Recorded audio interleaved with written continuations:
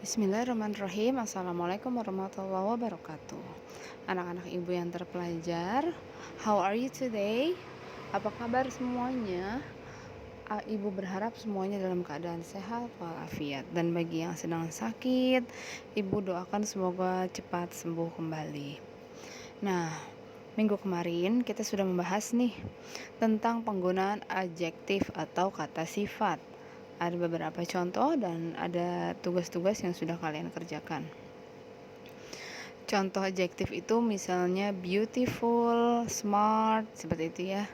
Kalau misalnya mau digabung sama kata benda, contoh beautiful girl, artinya gadis yang cantik. Kemarin udah kita bahas ya anak-anak ya. Kalau kalian lupa-lupa sedikit, silahkan dilihat lagi materinya. Nah, materi kita kali ini adalah descriptive text. Oke, sekarang coba kita lihat. Nah, ini dia descriptive text. Kita lanjut ya anak-anak ya. Nah, minggu lalu kita telah belajar tentang penggunaan adjektif atau dalam bahasa Indonesia adalah kata sifat. Contohnya, she has a long hair. She is smart and beautiful. Her name is Sylvie. Jadi kata adjektif adalah long, smart, beautiful, dan ini semua merupakan kalimat yang menggunakan kata adjektif, yang ada kata adjektifnya. Sekarang kita bahas materi mengenai descriptive text. Perhatikan teks di bawah ini. Nah, ini ada teks sederhana nih anak-anak, judulnya My Dog atau anjing saya. My dad bought me a dog on my birthday. It is a male golden retriever dog. Nah, jadi kalian silahkan baca perlahan-lahan teksnya ya. I really love him as my pet. His name is Coco. Atau Koko ya, dibacanya Koko. He has brown fur. His fur is really soft and he likes to be rubbed on his belly. He has a long tail and a big body. I always take him for walk around because he really like it. Coco is already as the part of our family. Nah, artinya silahkan dilihat. Ini adalah contoh teks deskriptif. Emang apa sih teks deskriptif itu? Teks yang menggambarkan, bukan gambar pada yang sebenarnya ya, tapi menjelaskan tentang sesuatu. Sesuatu itu bisa orang, sesuatu itu bisa hewan, bisa benda, bisa tempat, bisa sesuatu apapun itu. Kita kasih tahu ke pembaca bagaimana sesuatu itu fisiknya bagaimana, personalitinya seperti apa. Nah, kalau di sini yang kita mau bahas adalah si Koko, ya kan? My dog, anjing saya namanya Koko. Si Koko tuh kayak gimana sih? Dia punya brown fur. Nah, tuh brown fur itu apa? Bulunya warna coklat. Kemudian his fur is really soft katanya. Jadi bulunya sangat lembut. Nah, itu yang mau kita bahas seperti itu. Ini kita lagi bahas yang hewan. Lanjut. Generic structure. Generic structure itu apa sih? Susunan dari teks tersebut. Biasanya yang paling utama ada title atau judul teks. Kemudian paragraf kedua biasanya disebut identification atau pengenalan umum sesuatu yang akan dideskripsikan. Contohnya seperti ini. My dad bought me a dog on my birthday. It's a male golden retriever dog, katanya gitu. Nah, itu disebut identification. Jadi apa sih yang mau dijelasin? Oh, tentang si golden dog-nya itu loh, namanya Koko. Nah, kemudian paragraf kedua itu disebut description. Nah, si Kokonya itu seperti apa? Has a brown fur, furnya soft and like to be rubbed on his belly, and then long tail and big body, gitu kan? Dan seterusnya, itu disebut deskripsi, penggambaran si Koko tuh seperti apa. Sekarang kamu bisa ngebayangin kan si Koko tuh kira-kira kayak gimana sih? Katanya bulunya warna coklat, suka di elus-elus, katanya perutnya ya kan, terus bulunya lembut. Nah, itu adalah kira-kira penggambaran Koko dalam bentuk kalimat, disebut teks deskriptif. Ibu harap semuanya paham sampai sini ya. Lanjut masuk ke language feature. Language feature itu kalian nggak usah pusing-pusing.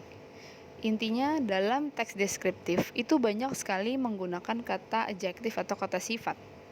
Ya, seperti contoh kita mau menjelaskan misalnya saya punya teman saya itu tinggi, apakah pendek atau gemuk atau langsing, teman saya tuh orangnya baik. Nah, itu semua kata sifat kan? Nah, kenapa deskriptif banyak menggunakan kata adjektif ya? Sebab kita mau menjelaskan tentang sesuatu itu tadi. Oke, lanjut nomor 2 ya. Menggunakan simple present tense. Sebenarnya ini nggak wajib, tapi kebanyakan mostly descriptive text using simple present tense. Walaupun awalnya biasanya misalnya ada past tense, tapi pasti nanti ketika menggambarkan sesuatu itu dia pakai simple present tense. Simple present tense itu apa sih? Sesuatu yang mau kita bahas itu saat ini sedang berlangsung gitu loh, maksudnya saat ini ya seperti itu dia. Jadi kalian nggak usah pusing-pusing deh. Kalau emang bu saya nggak ngerti simple present tense, nggak masalah. Yang penting kalian tahu aja simple present tense. Nggak usah pakai embel-embel misalnya contoh playing itu nggak usah. Udah contohnya gampang kok nih. He has brown fur. Nah itu udah simple present tense ya. I have a big body. Itu udah simple present tense. Jadi nggak usah pusing untuk soal simple present tense, oke? Yang ketiga, menggunakan pronoun. Biasanya his, her, its, your, my, their, and our. Seingat ibu semester 1 udah pernah belajar ya.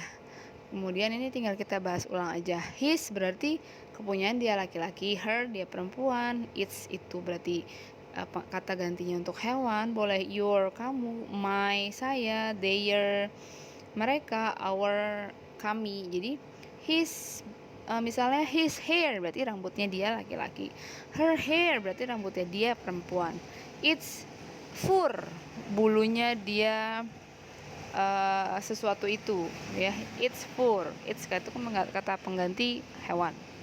Your face wajahmu, my face wajah saya, their face wajah mereka, our face wajah kami, dan selanjutnya. Oke, lanjut aja. Perhatikan contoh. Nah, ini Ibu harap nanti kalian baca sendiri ya. Kalian baca sendiri. Maksudnya apa sih, Bu? Ini my itu disebut pronoun. My disebut pronoun. A male golden retriever dog disebut noun. Kemudian lanjut ada brown, ini disebut adjective. Ibu cuma pengen kalian tahu secara sederhana apa sih yang pronoun tuh apa aja sih, adjektif bagaimana, atau noun seperti apa ya. Silahkan dibaca perlahan-lahan nanti. Lanjut. Nah, dalam satu teks kamu pernah lihat kan, kalau teks Ibu rasa kamu pernah deh pas ujian bahasa Inggris kelas 6 mungkin, atau pas kemarin kan kita ujian beberapa kali tuh ada UTS, ada PAS. Nah, ada teks, kemudian ada beberapa pertanyaan. Pertanyaan itu kadang mereka meminta untuk pertanyaan untuk mengetahui topik atau tujuan teks itu apa sih. Yang kedua, pertanyaan untuk mengetahui urutan kejadian, urutan kegiatan. Kemudian ada pertanyaan untuk mencari ungkapan, lawan kata atau persamaan. Kemudian mengutarakan suasana, mengurutkan susunan kata, kemudian menentukan kata yang tepat, menyimpulkan akibat setelah membaca teks. Jadi pertanyaan-pertanyaan itu biasanya seputar ini. Contoh nomor 1 ini kan pertanyaan untuk mengetahui topik atau tujuan teks. Nih dia nih. Teksnya masih yang tadi ya. Pertanyaannya lihat. What is the text about? Artinya si teks ini tentang apa sih?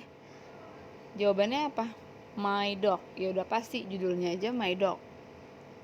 Ya, jadi kalian harus perhatikan baik-baik teksnya. Coba lihat nomor 2. What is the purpose of the text? Purpose itu adalah tujuan. Ingat anak-anak,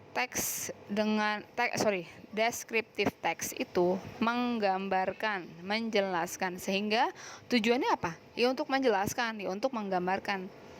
Kalau to tell untuk memberitahu aja. Kalau to persuade itu untuk mengajak. Biasanya ini ada di dalam iklan atau poster. Tujuannya to persuade, untuk mengajak orang, untuk mengajak pembaca, seperti itu ya. Kalau retail itu artinya menceritakan kembali. Nah, yang terakhir to describe, untuk menggambarkan atau menjelaskan. Berarti udah jelas dong nomor 2 jawabannya to describe. Good. Silahkan dibaca lagi anak-anak. Ini nomor 2 pertanyaan untuk mengetahui urutan kegiatan terkait teks. Nah, biasanya ini muncul ketika ada suatu hal yang di dalam teks itu tuh dilakukan sama si orang. Nanti ditanya ini orang ini ngapain sih habis ini gitu. Contohnya nih, what did the father do in his son birthday? Apa yang dilakukan ayahnya ketika anaknya berulang tahun? Kan di sini udah dikasih tahu, my dad bought me a dog on my birthday. Berarti si ayahnya ngapain? Bought a dog, udah jelas ya. Nomor 3, pertanyaan untuk mencari ungkapan atau kata yang memiliki makna sama atau lawan. Nah, jadi biasanya apakah persamaannya atau sinonimnya atau ada kata-kata yang it means, itu biasanya seperti itu. Nih kayak dalam yang ini ya, I always take him for walk around because he really like it. The underline word means walk around. Walk around kan jalan-jalan. Kamu tinggal nyari di kamus persamaan kata walk around. Nanti ketemu deh apa jawabannya. Discover, boleh. Langsung deh jawab. Paham sampai sini ya anak-anak ya? Kalau ada hal yang gak jelas silahkan tanya di grup. Jangan japri. Soalnya kalau japri yang tahu kamu doang. Kalau di grup, insya Allah teman-teman yang lain nanti juga bisa ambil ilmunya dari situ. Kemudian tugasnya gampang nih. Kalian tinggal kerjakan link berikut ini. Anak-anak, ibu minta maaf bahwa ibu belum sempat melakukan Zoom meeting dikarenakan suatu hal. Ibu harus bolak-balik ke rumah sakit, jadi ibu belum ada waktu yang senggang sekali untuk berikan kalian waktu Zoom meeting. Ibu minta maaf, sehingga mudah-mudahan dari video ini kalian paham, kalian bisa belajar ya sedikit demi sedikit. Jangan takut untuk hubungin ibu kalau ada masalah. Lewat grup boleh, lewat WhatsApp, pribadi juga boleh. Ibu harap kalian bahagia semuanya dan kerjakan tugasnya sebaik-baiknya. Oke anak-anak, kita lihat tugasnya yuk. Akhir kata, wassalamualaikum warahmatullahi wabarakatuh.